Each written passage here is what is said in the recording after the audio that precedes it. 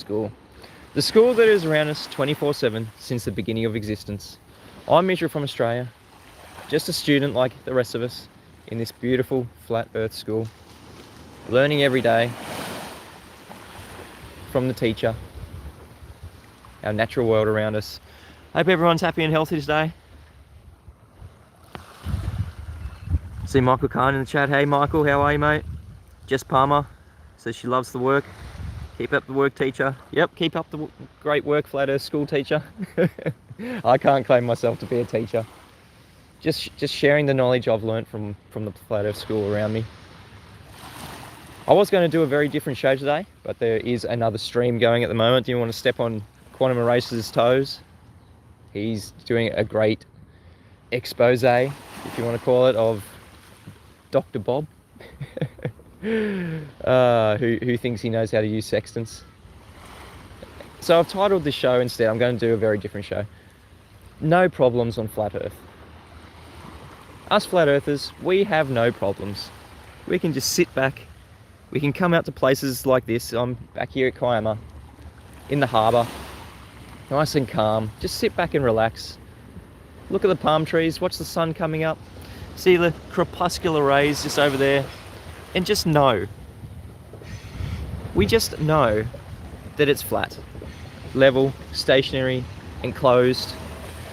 There's no problems on flat earth. We're chilled as. The problem is,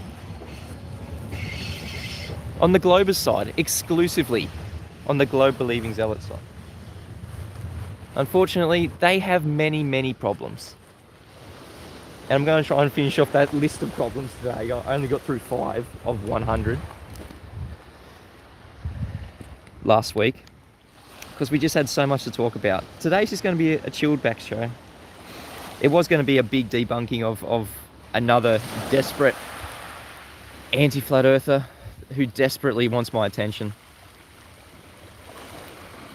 Hey DJ One Deck House Music, how are you, mate? Alvin Wilson, good to see you.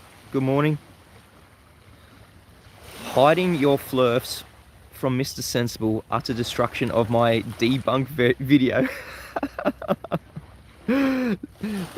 Yeah, sure. All right. So Mr. Sensible's apparently debunking my debunk of him. A little clapback video from Mr. Sensible. Oh, they don't understand that I do this daily. I love the content. And what's hilarious is every time the globe believers think they're debunking some of the flat earth proofs, because they are proofs. They're absolutely proofs, like the black swan. That is the #1 globe killer. And it has led to the #1 flat earth proof being the sextant and celestial navigation. Celestial navigation can only work on a flat earth. That is the conclusion you come to after looking into how the sextant works, and it can only work on a flat, level plane. That is just a fact of the sextant. You have to treat everything as if it were flat around you. That is just what you have to do. I think I'm going to get wet in a second. These waves are coming up. Yes, it's flat, absolutely. DJ One Deck would like more info on how the sextant gives total proof. Yeah, I'll go through that today, actually. Faith says, Mitchell, they are not proofs. Oh, really? Well, nobody in the globe community can, or anti-flat earthers, can debunk the sextant being the #1 flat earth proof. It is absolutely proof. Yeah, Michael Khan said he was trying to make out that it was my stream he was trying to hide. Because Mr. Sensible had to go and make a stream at the same time to try and hide my flat earth school stream, because he knows it's so devastating. It's hilarious. Mr. Sean Hawkins, have you come up with a map yet that takes the globe into consideration? A map that we use for navigation, for the layout of the land, Have you got that map yet, Mr. Sean Hawkins? You go and get another timeout until you come back with that. Can a sextant work without a map? Yeah, it still works. Obviously, you're still going to get angles to stars, to celestial bodies, to the sun. And that's another thing, the sun absolutely proves a flat Earth because you use the sun for celestial navigation. You can get an angle to the sun with the sextant. And by allowing that to happen, you have to have a flat surface to begin with. So how do you know where you are from an angle? Yeah, well, the sextant still works. He didn't say does celestial navigation still work. Yeah, celestial navigation, you absolutely still need a map. And all the maps are flat Earth maps, as we went through yesterday. That was my live show yesterday. How to deal with fundies, the fundamentalists, the zealots, the religious extremists of the globe side. Some would call them anti-flat earthers who just like to argue against us, but they tell us that we don't have any maps. Oh yeah. So, globe believers, anti-flat earthers, can you show us a map that takes into consideration any curvature? Any drop? Oh, they all do. They're all capable of it. Yeah. You definitely can have contour lines. You definitely show drop on a map. You can show elevation drop. But what's that? You don't have any maps that take into account curvature. So every map is a flat Earth map. You have to treat everything as flat. That's what the surveyors do. They treat everything that they see. They have to. They get told in their manuals. They get told in their school. They get told by their devices that they have to treat everything that they see as flat and level to begin with. Yeah? You have to have that premise in order to measure anything with a device that measures angles, because you have to have a flat baseline.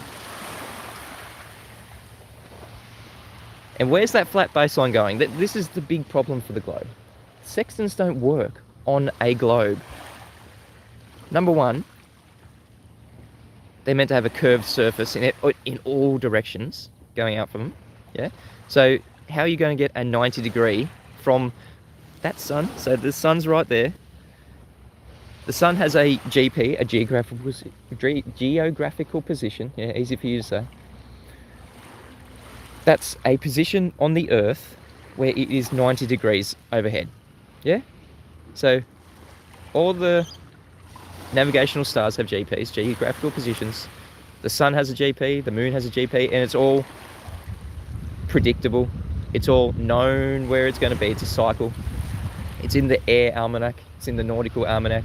Now, the difference between the air almanac and the nautical almanac, the air almanac only has the essential navigational stars, is like 60 something, and the nautical almanac has pretty much all of them.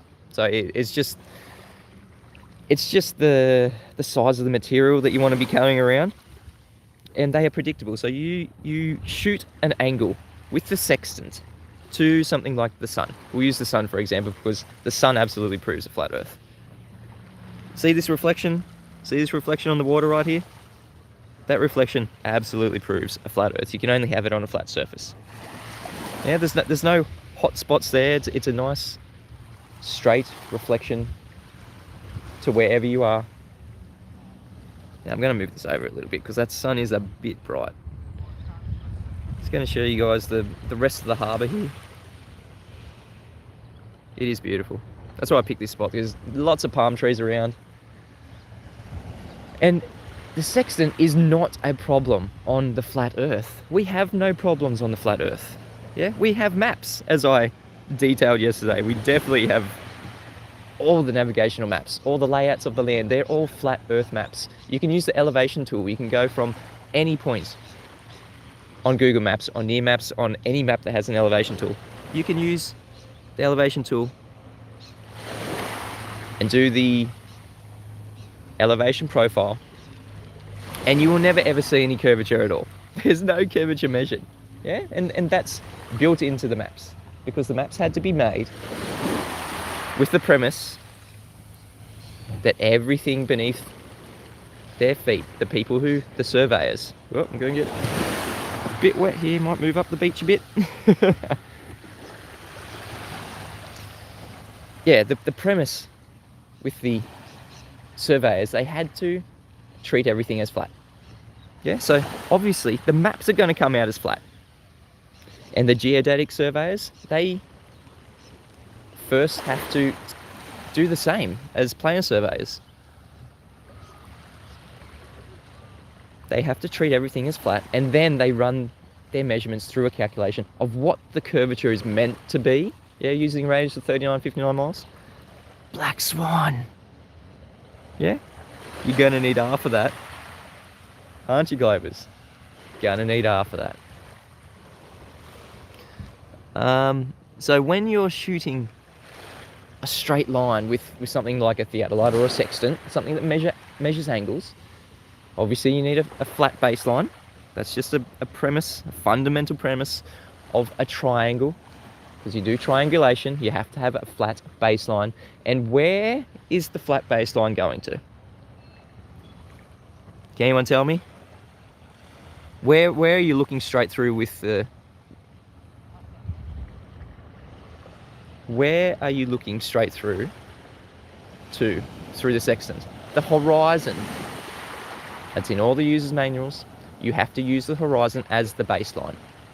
So every angle is an angle from the horizon up to the celestial body, whether it be a star, the moon, the sun. It is a flat baseline to the horizon, and that's not a problem on a flat Earth because, yeah, the horizon is optical. It's just the apparent location where the sky meets the sea. But it's a massive problem for the globe. What distance can the sextant cover? That is a great question, DJ Jack House Music. So we usually only use celestial bodies with an elevation more than 15 degrees, because less than 15 degrees you get real refraction, and that's when you get closer to the horizon. Less than 15 degrees there is a lot of distortion. And I've seen, I assume that everyone's seen this, like when the sun comes up, when the moon comes up, there's a lot of distortion, different color, it's not rounded, it's kind of wavy. Yeah, there's a lot of distortion, refraction. So that's real refraction. That's not the horizon being refracted. We'll get into that very shortly. But the question was, what distance can the sextant cover? So if you've got an angle to a star of 15 degrees above the horizon, then, as we know, for every 1 degree below 90 from the GP point of the star is 69 miles. So we can extrapolate that out. If we're measuring 15 degrees, that means there's 75 degrees from the 90. So 69 times 75, and that's something like something like 5,000, over 5,000 miles to the GP of that star if we're shooting it at 15 degrees above the horizon. Over 5,000 miles. And that creates an area of equal altitude of 10,375 miles. Yeah, so here, I've actually got the picture here. Look, if we're 15 degrees, sorry, if we're on the horizon, okay, so that's someone on the horizon, and they're shooting Polaris. Did I say somewhere on the horizon? I meant the equator. So if you're 15 degrees above the equator, okay, and you're looking at Polaris, which is meant to be the geographical north, okay, so you're measuring, if you're measuring 15 degrees to Polaris, then that means the GP to Polaris is about 5,000. It's half this number. This is the diameter. Yeah, so you're creating an area of equal altitude of 10,375 miles. That's just one observation. And obviously, because you've got a right angle triangle here, this angle here, 90 degrees to where Polaris comes down to is the GP point, the geographical position, the place on. So it's measuring 5,000 miles horizon. Absolutely. Absolutely. That's what we extrapolate out from using the sextant. Yeah, so if you're here 15 degrees above the equator and you see Polaris 15 degrees above the horizon, that's an angle of 15 degrees. Okay? Obviously it's not to scale, but I'm just, because this map is very distorted, because it's been wrapped on a globe and then put on a flat surface. Yeah, that's what most maps have. They're very distorted because of that fact. But if you're measuring 15 degrees to Polaris, you can extrapolate out that the GP is a straight line from your observer point, yeah, to that GP. Straight line. 5,000 miles if you're measuring 15 degrees to Polaris.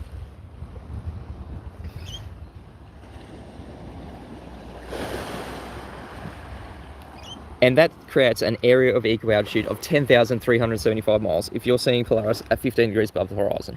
Yeah? Because below 15 degrees, we can definitely see Polaris below 15 degrees at the equator, and that makes it even larger. So no, oh, here we go. And that area of equal altitude comes out at 84.5 million miles squared. Absolute flat area. And it must be flat because you have to have that flat baseline. Yeah, so when you're looking at the horizon, you're absolutely seeing a flat plane. Now, you may not be able to resolve what is out there, travel away from you, but somewhere out there, absolutely flat from your position, if you're looking at Polaris 15 degrees above the horizon, it is absolutely flat from your position to the GP point of Polaris, which is 5,000 miles away.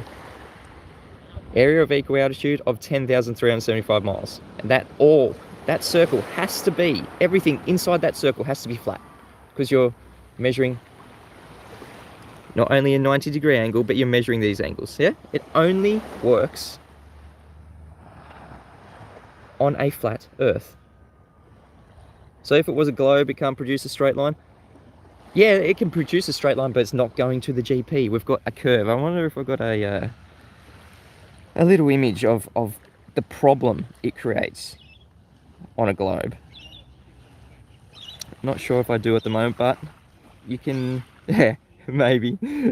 So this was a screenshot I was going to use this morning of this bloke I was about to debunk, and look at the problem it creates. So he's measuring something like a satellite here. He thinks he's got geostationary satellites, and look at the right angle that he's created. Where's the tip of the right angle? That's meant to be the height from the Earth, which is meant to be over here somewhere. He's put the edge of the right angle over here because he's measuring from this location. So he's thinking he's getting an angle from this location here on the edge of the Earth.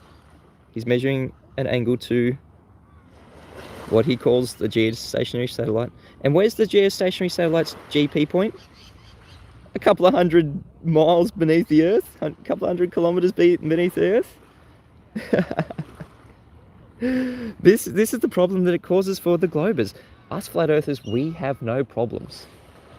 We can sit back, places like this, watch the sun come up, look at the beautiful palm trees, just chill, you know? Just detail how beautiful our flat Earth school is. But for the globers, this is the kind of mental torture that they have to put themselves through. Yeah, so this right angle here is meant to be on the surface of their globe, if they think it's a globe. Why is it running in under a couple of hundred miles beneath the surface of their spherical globe? Because that right angle, because they know they have to have a right angle to measure an angle, yeah, so it's going through their Earth. It's forming a chord because he's trying to make an angle here. He reckons he's measured 31.95 degrees here on the surface of his globe. Irish Dublin girl says, show me your perfect flat earth model. Oh wait, you guys don't have one. Absolutely. Why would we need a model? Because all the maps that we use for navigation, for the layout of the land, they're all flat. As I said in the start of the show, all the maps that you use for navigation, for layout of land, for reality, yeah, the aerial photography, the things that have been measured physically by theodolites, by surveyors, they're all measured flat. Because you have to treat everything as flat in the first instance to get angles. If you're on a globe and you're trying to get angles, this is the kind of mental torture you're putting yourself through. That right angle there, you need a right angle to the GP of something like a geostationary satellite. Why is the right angle not going to here? Because it's going to be shooting off into space here. You can't achieve a right angle on a curved surface. Yeah? And you can't just have the curved surface as the baseline of your triangle. Has anyone ever seen a triangle with a curved baseline? It just does not work. These are the problems that the globe find themselves in. Yeah, not a problem on a flat earth. We're just sitting back here, watching the palm trees, watching the sun come up. No problems on flat earth. We're just chilling. We're happy as Larry. I'm out here every day, taking in the beautiful flat earth school around me, learning, observing, just chatting with you guys. And I've got globe trolls, anti-flat earthers making videos about me every day. Mr. Sensible's doing one as we speak.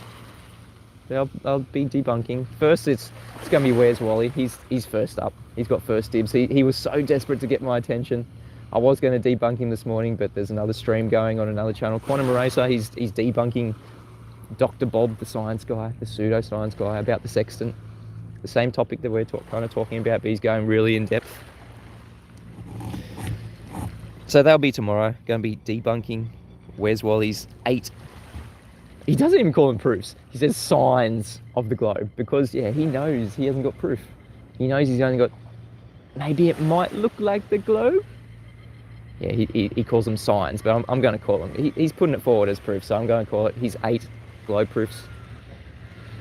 And let me tell you, his name lives up to his personality. He is an absolute Wally.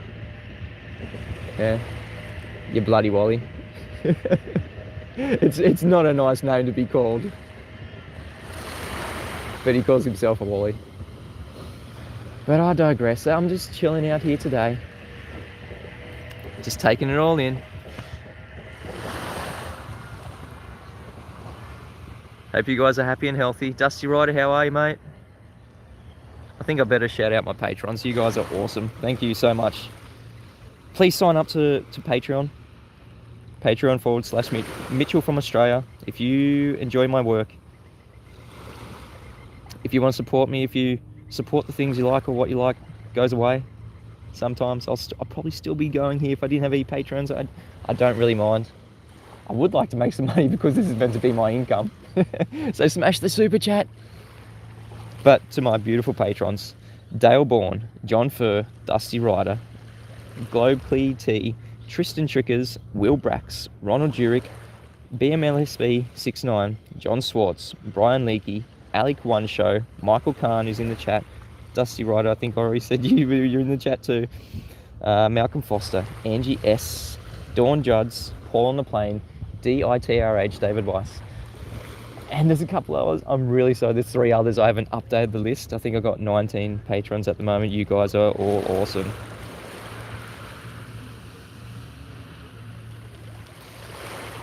Thank you guys so much for being here at Flat Earth School. I'm going to look in the chat a bit because I kind of neglect my chat a bit because I like to detail what I'm seeing. I like to detail some things about the Flat Earth. If you've got questions relating to Flat Earth, put them in the chat. Please say at Mitchell from Australia because I'll probably miss them. Just look at that level water, says Multi-Town. Yeah, look at that level water. And so, when the globers look out the horizon. Yeah, this is another problem for the globe. No, not a problem for flat Earth. When using the sextant, which cannot work on a globe because number one, you've got a curved surface. Yeah, you can't get an angle from a curved surface. Number two, when you're looking out at the horizon, what is the horizon? At Daly Jefferson, at Mitchell, are stars considered the same height? Yeah, that's exactly how you have to extrapolate out from. Okay, so if you've got, try and put this up. So if you've got 3 stars that you're using for celestial navigation, S1, S2, S3, not only do you have 3 flat baselines, 3 flat areas of equal altitude, these lines here, they have to be parallel. That's just how we have to treat everything. These lines have to be parallel, and the stars are all considered the same height. Now, that's an arbitrary height. It's not an actual physical height. We just have to treat, like the Earth, we have to treat it as flat. We have to treat the sky as flat. We can't physically measure the flat sky, but we can physically measure the flat Earth. And we have to treat the sky as if it was a parallel plane. Now, some people like to extrapolate out from knowing physical distances from your observer to the GP of the star, because we know that the GP of the star is just 90 degrees above your head, and it is a physical distance that you can measure to your location. For every 1 degree below 90, it's 69 degrees, or 60 nautical miles. Sorry, 69 miles, statute miles, or 60 nautical miles for every 1 degree below 90. Because that's a physical measurement we can measure. But the height, we can't measure this. This is just apparent because we're only getting an apparent angle. This can be a physical measurement because we can physically go there. We can get in our boat, we can get in our car and go to the GP of whatever star we have. But to assert that the stars actually have a height, like some globers like to tell us, they like to use the physical measurement of the flat Earth. They admit that it is a physical measurement. And then they extrapolate out, well, how high are the stars? I'll just spin the camera around. I might look this way now. It is equally beautiful this way. They like to extrapolate out that because we know a physical distance to the stars, then not to the stars, to the star's GP point, because we know there is a physical distance to the GP point of whatever celestial body we're looking at, they think they can extrapolate out the distance to stars, and they think this is a flat Earth debunk. Yeah, it's just a sky clock. It's just a reference system. Yeah, it's not a physical. That you can't have a physical assumption bias. If you think what's in the sky is physical, then you have a physical assumption bias. You're assuming that it is physical. No one has ever been to the stars. No one has ever been to the sun or the moon. Yeah, someone thinks Mitchell was upside down, yeah. No, I'm not antipodal to whoever's in the north. Yeah, PCJNet says Mr. Sensible is live this second, trying to debunk me, Mitchell from Australia. The problem is algorithms are based towards the shills, and there's lots of them. Yep, I don't really mind. There's 40 of you guys in the live stream chat. That is awesome, because there's also another live stream going on. It's a very busy morning here on the Flat Earth, because I've got Flat Earth School going. Quantum Eraser has his live stream going, debunking. Dr. Bob, the pseudoscience guy with the sextant, he's going through the #1 Flat Earth proof. And also Mr. Sensible's got a live show going, trying to debunk me. It's a very busy morning. So I appreciate all the live viewers I have here. You guys are awesome. Thank you for being here. If you've got any questions, put them in the chat. I'll try and pick them up. Try and look through the chat. So I was talking about extrapolating out a distance to stars, and that you're going to get yourself into a bit of trouble. Okay, because number one, the stars aren't physical. That's going to be a physical assumption bias, as I just explained. We don't know the distances to stars. We don't know, because we don't know they're physical. Who knows how the sun got its distance and its size? How do we measure the size and distance to the sun? I've probably been through this before, but I'll go through it once again because it is quite a funny story. It's funny. It's not a problem for flat Earth. Like I said, flat Earth has no problems. We can just sit back here, watch the sunrise, take in the views. Yeah, from Venus. Dusty Rider knows the story. Same, there we go. Dusty Rider's got it. So, the light in the sky that we call Venus, we say that oh, sorry, we have to start here on Earth with the assumption that we are a sphere, okay? So the first assumption is we're a sphere of a radius of 3959 miles, okay? Never been proven, never been shown. Black Swan, yeah, definitely not a radius of 3959 miles. And then we look at the light in the sky, and we have to assume that light in the sky is a physical object, a planet, yeah? And we have to then assume that Venus is exactly the same size as Earth. It's Earth's twin sister, we're told. The exact same size.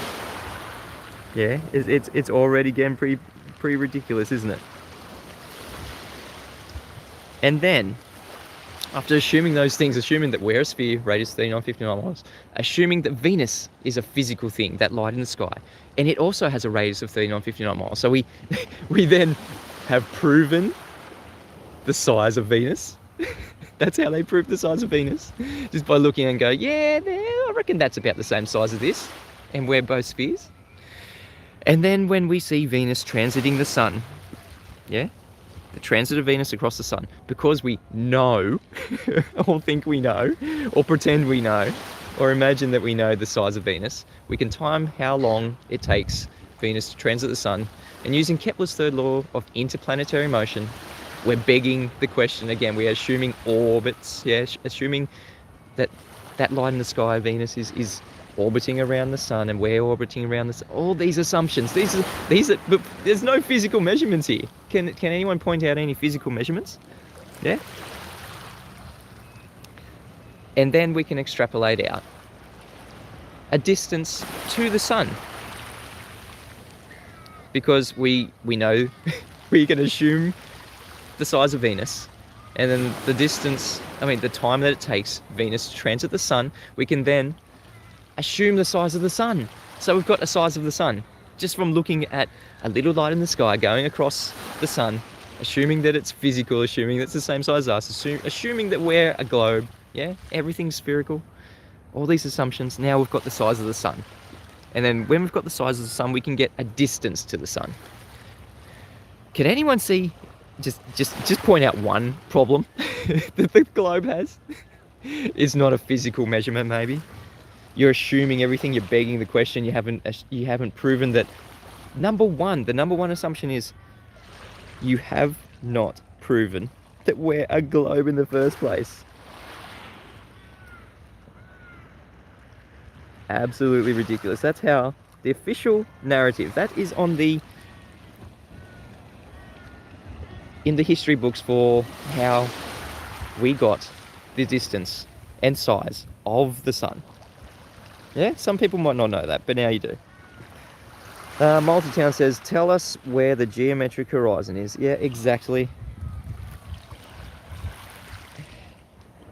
So how was the radius of Venus derived again? Yeah, we just assumed that the light in the sky was the same size as us. We assumed that it was a planet, as a sphere, radius 3959 miles. We haven't even proven the radius of Earth, let alone a light in the sky. Yeah? And now what are we told? So apparently Alberuni measured the radius. He went up a mountain. But first, what did he do to get the height of the mountain? I love putting this diagram up. What did Alberuni do before he went up the mountain? He had to treat the Earth as flat. This is from a website that tells us how Alberuni got the measurement. So Alberuni's clever. Whoop. Oh, that was a video. Sorry.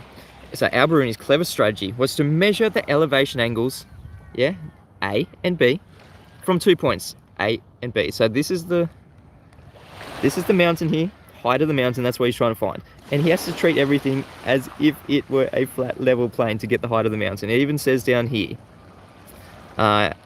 So he measured A, and then he moved further away to point B and measured the angle to the top of the mountain. And both were on, it says right here, since A and B were both on level ground, the distance D could be measured with good accuracy, yeah? So this is how Alberuni measured the height of that mountain that he's going to go up. Yeah, he had to treat it as a flat, level plane. And then for some reason, when he got up to the top of the mountain, looking out at the horizon, he forgot about treating everything as flat and level. And he assumed that he was looking out to the horizon, that everything was curving away from him. He was on a curved surface for some reason, yeah? I did a couple of good videos on this. There is definitely a dip angle from bubble level to the horizon. Now, eye level is very different to bubble level. When we say that the horizon is always at eye level, that is a true statement. Because eye level is just, it's your diffraction limit. That's the horizon. The horizon is determined by the lens that you're looking through, whether it be your eye, a lens of the camera, a lens of the telescope. Yeah, it's all about the lens and its diffraction limit. So when we say that horizon is always at eye level, that is a true statement. We get into fantasy land when we say the horizon rises to eye level. The horizon's not a physical location. You can't go and put a marker there and say, I'm going to go up, and in elevation I'm going to go up a mountain and the horizon's going to rise to eye level. No, it's just the diffraction limit. Obviously you've got a greater angle to whatever you're looking at. When you're higher from it, you're increasing the angle, increasing the diffraction limit.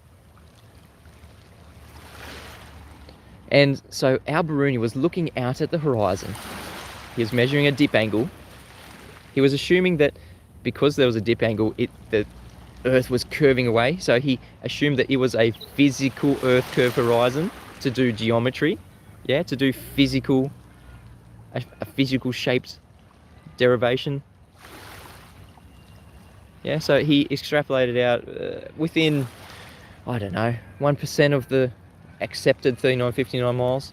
But now we're told by the anti-flat earthers, by the people in this conversation, after seeing the black swan, what are we told the horizon is?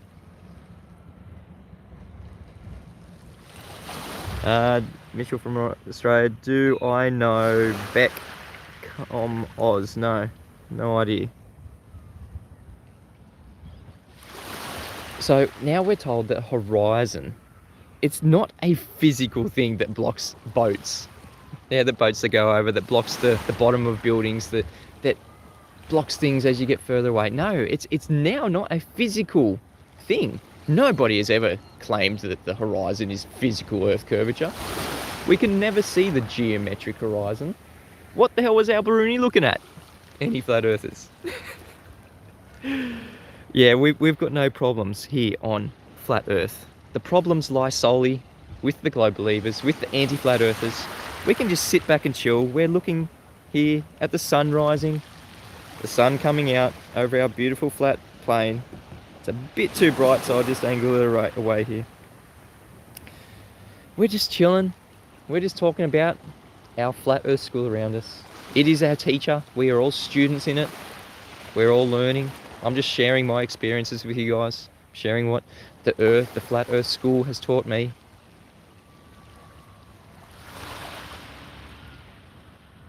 Yeah, the curve should be easily measurable, says Dusty Rider.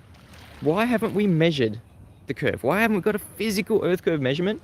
Because every time they try to, they shoot themselves in the foot. We first were told that, yeah, we can measure the radius of the Earth, the curvature rate, with the horizon. The horizon's now not geometric. So going back to the sextant, this is where the killer blow is. Yeah, the number one flat earth proof. Using the sextant, we have to treat everything that we're looking at as flat, okay, to get angles. That is the only way that we can get angles, if we have a flat baseline. And what is the baseline?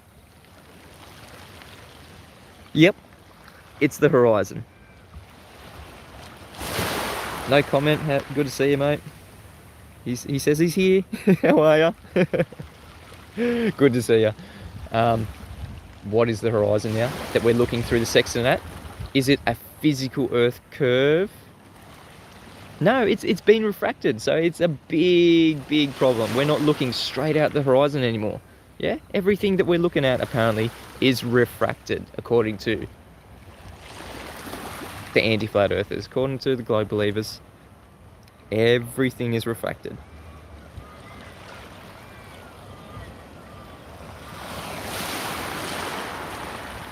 Yeah, refracted. How are you going to get a straight baseline?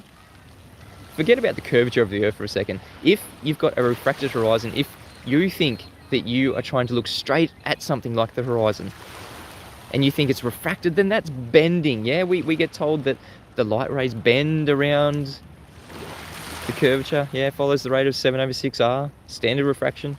You're gonna need half of that. Don't worry about all that. Don't worry about the technicalities. If you're looking at the horizon, which you need to, and you're assuming it's not it's not really there, it's refracted, yeah, not only is that our argument, yeah, it is an apparent place, is an apparent position.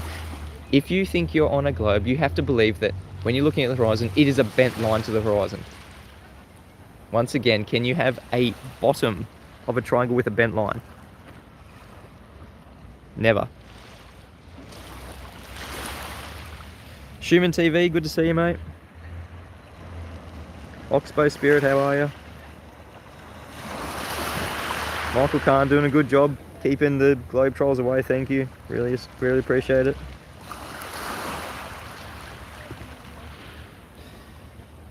Yeah, True Knee says, Globers may as well say, it's magic.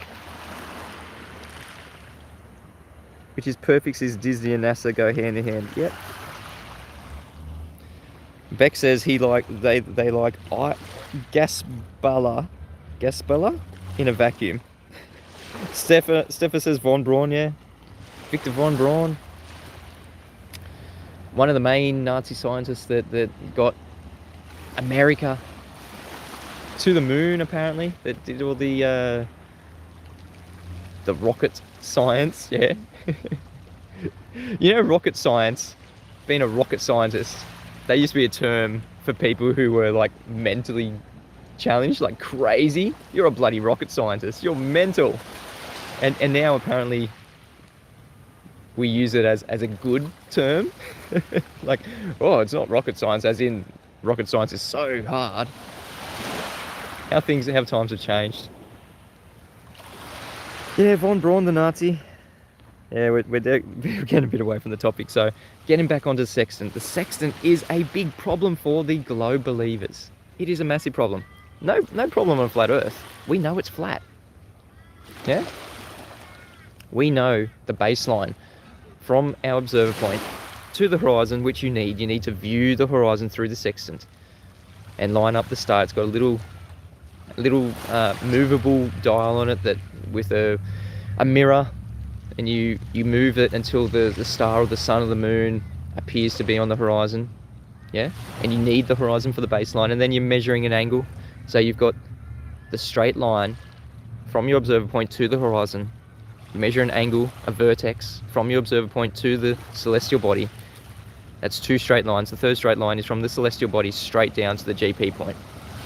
As we went over earlier in the show, the GP point, if we're being fair and only using celestial bodies above 15 degrees, because below 15 degrees, yeah, you get a bit of refraction, you get distortion. That's real refraction. something moving relative to the horizon. It's never the horizon being refracted. At 7/6 standard refraction, yeah, 7/6R. You need half of that. We don't need half a real refraction. I'm going to be talking about that I'm going to have a special guest on, hopefully this week, to talk about refraction. We're going to go through all things refraction, what refraction is and what it isn't. He studied refraction, he did a thesis on refraction. He's going to do a great presentation. And he details the further that we're seeing. If we're seeing further than usual on a day, there is less refraction. And that makes so much sense. This is coming from someone who's actually studied refraction.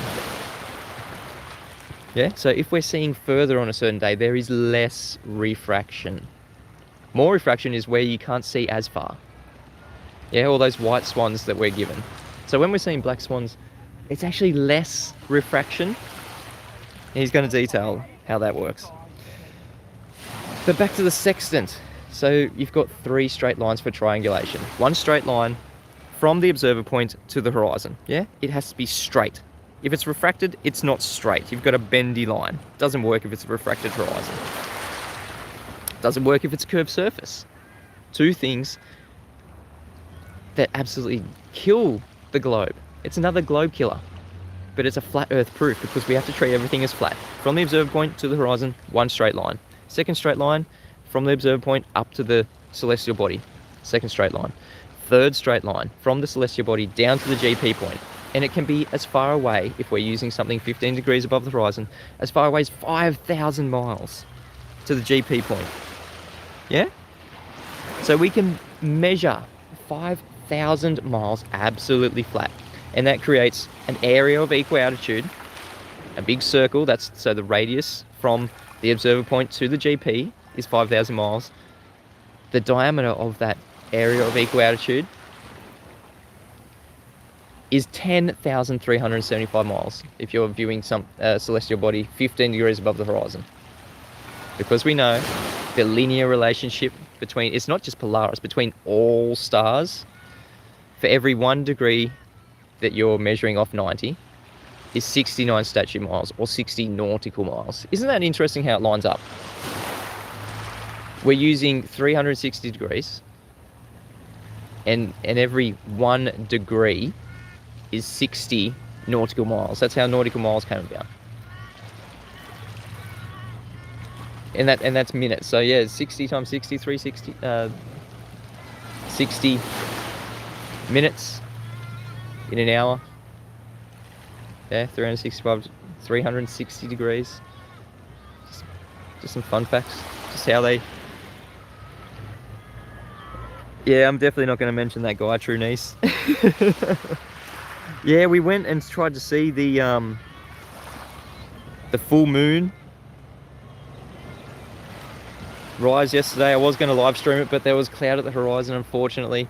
I keep saying we need an app, a horizon weather app, to know from any location if there's going to be cloud at the horizon.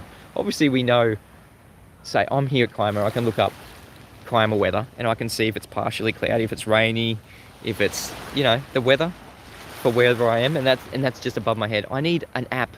Can someone please make an app for the horizon weather to know if there's cloud at the horizon? Because it's so irritating when I go out and think I'm going to see a moonrise or a sunrise and there's cloud there just above the horizon. So annoying. Tried to see the full moonrise last night. It was going to be behind Point Perpendicular. It was going to be some incredible shots with the P1000, but yeah, the moon is so bright. I think it's set now here in Australia, or where I am in Kiama. It's set now.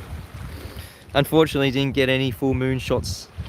Well, I did get a couple when it was well above the horizon. I was trying to get it when it's behind Point Perpendicular. When you zoom in and you make that thing in the foreground look massive, look so small, and the moon looks massive. Those sorts of cool images. Yeah, I didn't get one last night, unfortunately. But it was a fun outing with the family. At a beautiful beach. It was howling wind though. It's like 40 kilometers an hour howling wind. No, not going to mention that guy Everface. No, Gadget Inspector, that troll was in here tonight. He's been put in a timeout because I keep giving him the timeouts to go and find a map that takes into consideration the globe. Yeah, because every map that we have is a flat Earth map, and he tells us we don't have a map. No, he's just projecting. He's just too scared to face reality, to face the facts that every map that we have that is based on reality, whether it be aerial photography, whether it be measured physically from sextants, whether it be measured from theodolites like surveyors do, it's all flat. We always have to treat everything that we see, if we're measuring angles, as flat, stationary, enclosed. Yeah. I've got another guest that is coming on, a professional pilot, helicopter pilot, fixed wing aircraft pilot. He's given me his training manual, and it literally says on one of the first pages, you have to treat, for navigational purposes, you have to treat everything as flat and stationary. Yeah, they're for navigational purposes. And it literally says in one of the first pages of the pilot's handbook. Yeah, this is a professional pilot. He got shown for navigational purposes in his training handbook, you have to treat everything as flat and stationary. And the funny thing is, he's been through the document. He's an expert in his field. He's a professional pilot of 20-something years, maybe 30 years. It never got... It doesn't go back to, like, now we have to consider the Earth turning. Now we have to consider the Earth as curved. No, it never goes back to that. The very first premise is we have to treat everything for navigational purposes as flat and stationary. And it never goes back to, okay, now we can treat it as rotating, or now we can treat it as a curved surface. Never ever goes back to it. Never. And there is just so much flat Earth proof. We live on flat Earth. This is the flat Earth school. It teaches us things every day. I'm trying to teach you guys things that I've learned. I'm a student just like you guys.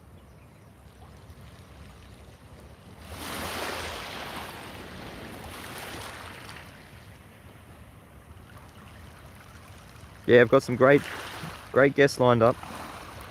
Not sure who I'm going to have this week.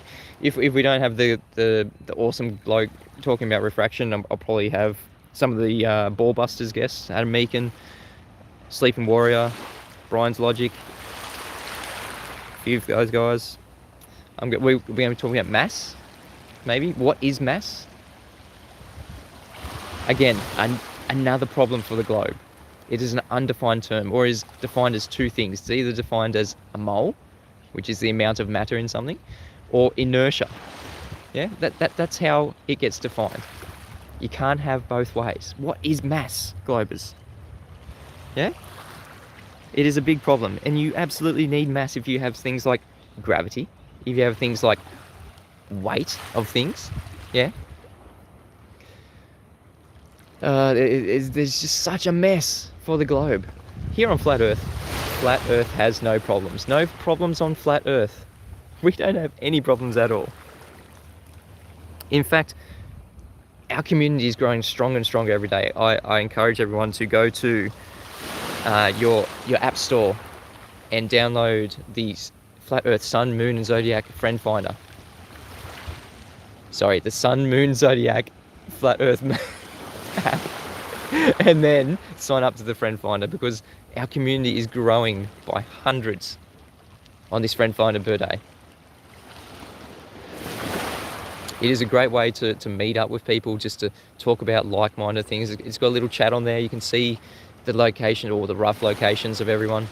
Some people are a bit worried about the actual location. There's a little toggle button that you can toggle your location, so you're not actually giving away your location if you're a bit worried about that. It puts it off by about 5 miles. It's still the region, so you can still see the town that everyone's in, but you don't have to see your exact street address. Please, everyone. Just have to move the camera here for a second because I'm getting engulfed by water once again. Everyone, I encourage you to download the Flat Earth, Sun, Moon, and Zodiac Clock app. Sign up to Friend Finder. I'm on it. You'll see me, Mitchell from Australia. I'm around Nowra. That's where my location comes up. I've got no worries about showing my location. If anyone wants to message me, I'm on there. Eaglet says, Mitchell from Australia, the De La Palma volcano went off the ISS. The ISS flew right over it. When it approached, they shut off the camera, stating they are doing regular maintenance from that day. Yeah, that's hilarious, isn't it? Because they don't actually have a live stream from the ISS. Yeah, whenever things happen on the Earth down here, and we think, oh wow, that'll be really cool seeing it from the ISS. Yeah, and then we go into the live stream camera. Oh, but routine maintenance. Sorry, we can't see that thing that's happening on the ground right now. It's hilarious, isn't it? Anyway, that's the ISS. That's just another assumption that there is a physical thing up there. That the ISS is in orbit around the globe. That we have a globe. Yeah, you're gonna need half of that. And tomorrow is going to be a very special show. Tomorrow here is going to be the equinox. Well, not the official mainstream equinox, yeah, where the sun is meant to rise 90 degrees east and set 270 degrees west. And I'm going to show that's anything but. I'm going to be back here somewhere in Kiama. I'm going to be using my compass, measuring the bearing to the sun where it comes up, and the compass is definitely not going to show 90 degrees. It is going to be a great show. Don't miss that one tomorrow. And then the day after that, I was meant to do it today, but the day after that I'm going to be another debunking video. Debunking 8 more globe proofs. It was meant to be today, but there was a few things going on. I want to get everybody watching that debunking video. That's going to be 2 days from now. My Friday, your Thursday, if you're over the other side of our beautiful flat Earth school plane. You don't want to miss that. Another 8. He doesn't even call it 8 proofs. He calls it signs of the globe. Debunking 8 signs of the globe. Yeah, something that it could maybe point to a globe, maybe. Just call it proof. Stop being a pansy. Yeah, I'm debunking 8 proofs that you're giving us. Someone who is begging for my attention. I'm happy to oblige. I've got a live show. I'm always looking for content from idiots who are trying to give out globe proofs. They are just so easy to debunk. I've already got the videos lined up. I was going to do it today.